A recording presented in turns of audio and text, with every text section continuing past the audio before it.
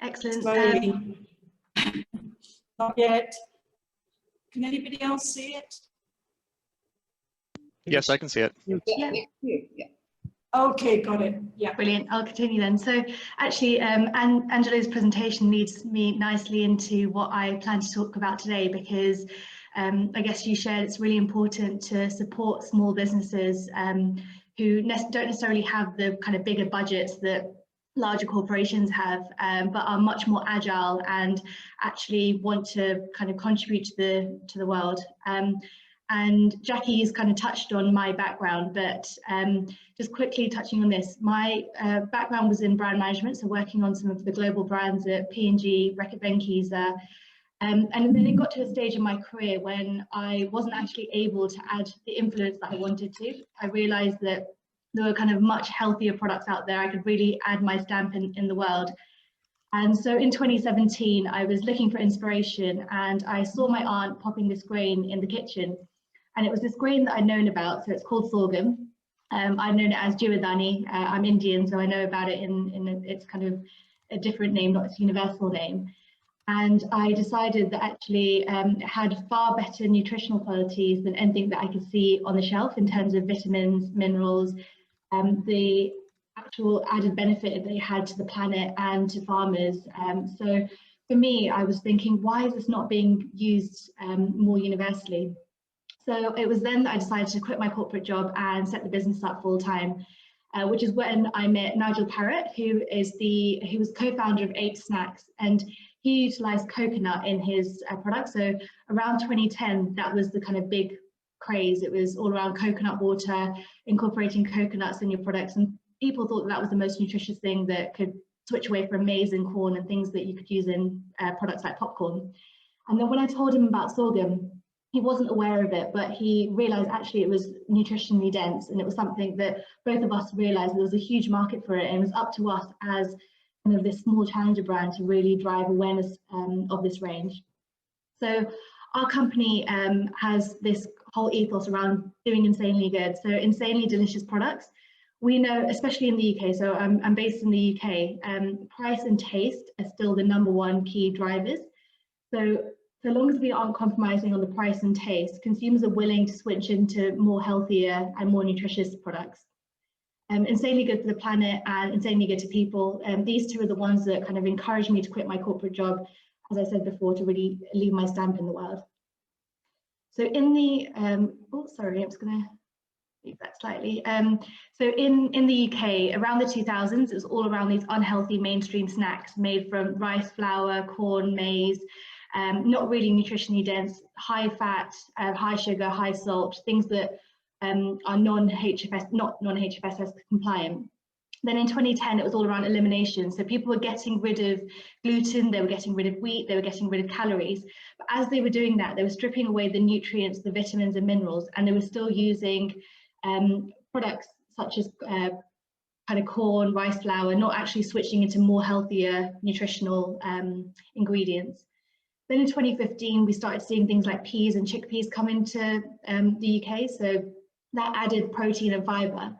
But now in this kind of new COVID world, people care more about gut health. They care more about immune health, vitamins and minerals. And especially in the UK, we're seeing actually a drive towards more genuinely nutritious products. So actually we launched just as COVID hit, which was the worst timing possible. So the company's been around since 2017 and it's progressed, but we took a while to really understand sorghum, really understand the technology behind actually manufacturing it. So we didn't compromise on the taste and the flavor, but then also having that nutritional benefit. So our statement is that Insane Grain is the future of healthy snacking. So it has all of these amazing health benefits that we've actually linked to consumer understandable fruit and vegetables. So iron linked to spinach, potassium linked to bananas, and not compromising on the taste and the texture as the kind of #1 and #2 purchase drivers. And what makes us insane is our superpower, sorghum. So this one is kind of where we need a bit of help. So in the UK at the moment, sorghum is starting to see more awareness being driven of it. But here, this is where we need help with organisations like Smart Food, who are able to actually have links with farmers in Africa, who actually are able to drive much more awareness than we could do as a small business. We just don't have the budgets and the sort of level of support that big organisations, as Angelo was saying, have. So we're starting to see it creep up in different categories. And we're seeing it sort of as that trend of quinoa. So before 2013, quinoa just wasn't known in the UK, and it actually has much better nutritional properties versus other corn, maize, etc. that we were seeing.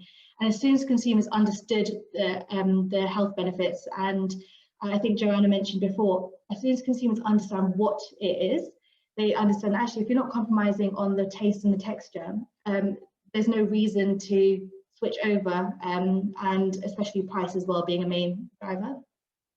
And then also it's insanely good for the planet. So I'm sure a lot of you already know, but when I looked at the numbers, I was just absolutely astounded that actually harvesting the sorghum grain uses a staggering 50% less water to harvest versus corn. So you can save 247 million Olympic pools worth of water, which is just incredible. So when I learned this, I realized actually this grain not only promotes sustainability, it's good for the farmers, but also to our planet and to consumers. So it's inevitable that actually this is something that is going to do really well in the UK. How then can we make a global impact in supporting these smart food systems? So it's up to us as organisations, whether we're large organisations or actually smaller businesses, to utilise these better for you ingredients. In the UK, and it's actually been exacerbated as a result of COVID, there's a massive childhood obesity crisis, and it's really prevalent amongst kind of lower income households. And the reason being is that at the moment, the only access that they have is to these really unhealthy snacks, which are high in fat, high in sugar, high in salt. Parents want to be able to give them something that is much more nutritious for them, but they just don't have that option because the price points are far too high for things like sorghum related products or quinoa. And for us, it's all around how do we make healthier snacks more affordable to the mass market. And at the moment, we don't feel that there's any brands, especially in the UK, that actually sit in that white space opportunity. So it's all around how can we actually get economies of scale to really drive mass awareness, and then also have these accessible ingredients and products to lower income households. So we're not pricing it at £1.20 like other healthy snacks. We're pricing it much, much cheaper so that it is affordable to everyone. And in order to do this, we need to educate and encourage consumers to switch over. So as I've said a couple of times, price and taste have to be parallel, but then if you've got a choice between an unhealthy snack and a healthy snack as a parent, but the price and taste is comparable, it's inevitable that you'll end up going for the healthier option. And in order to do this, we need to partner with organisations that are already working in this. So when we started speaking to Joanna from Smart Food, we were just so excited because it fits really well with the ethos of our company.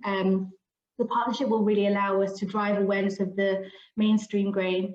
Longer term, we also want to start sourcing the sorghum directly from the farmers. So there's so many parts of our supply chain that we could cut out and actually go directly to the farmers in India and Africa and source the grain directly from them. Also the scientific research side of it. As a small business, there's a few of us in the company. We aren't able to have kind of the extensive research as companies like Danone or big corporates like Unilever, P&G. So working with a company like Smart Foods allows us to partner with, for example, the University of Reading, understand actually which grain variety, I know there's 32 different varieties of the sorghum grain, which one specifically has the best nutritional qualities to actually appeal to the consumer and also price at a reasonable price that actually they can afford. So I know I've gone through that really quickly, but I wanted to give you a whiz through where we are in our business. Very early stage at the moment, but we have a mission that we've kind of got right from the beginning that we want to drive forward, and working with companies like Smart Food will really enable us to do that. Thank you, Rushina. Okay. I have a question about your target consumers. How are they reacting to health when often we think many times that when you get something cheaper, it may not be as good? You see a row of foods on the supermarket shelf, which is where some of your targets will go. Cheap is not always tasty or as nice. How do you deal with that aspect? Yeah, I think that's a really good point. So for us, number one thing is branding. So making sure that you've got a product that actually appeals to a mass market audience but doesn't look cheap. So I urge you all, go onto our website, you'll see our branding. I haven't actually got a pack next to me here, but you can see we have white packaging with brand characters that really stand out. And so number one is making sure that your products stand out versus competitors on the shelf. And then secondly, it's all around getting the product in the hands of the consumer. So like you said, if the price point is potentially too high, they're not going to want to trial it. If it's a cheaper price point, they might trial it and then maybe not necessarily come back and repeat purchase, which is where the quality of the product needs to really be important. So I'd say price is the main factor. Consumer sees it, I understand, potentially cheaper, they think, oh, it might not taste good, but you know what, I'll try it because it's at a price point that I can afford. Then they realize actually it still tastes really good. So not compromising on taste and texture, and then they want to come back and repeat purchase. So making sure that we're appealing to our target audience, which actually we split into two. So our first set is children and parents as the gatekeeper. So having branding that appeals to the child, but also to the parent with the health benefits and the claims really clearly linked to consume understandable fruit and vegetables.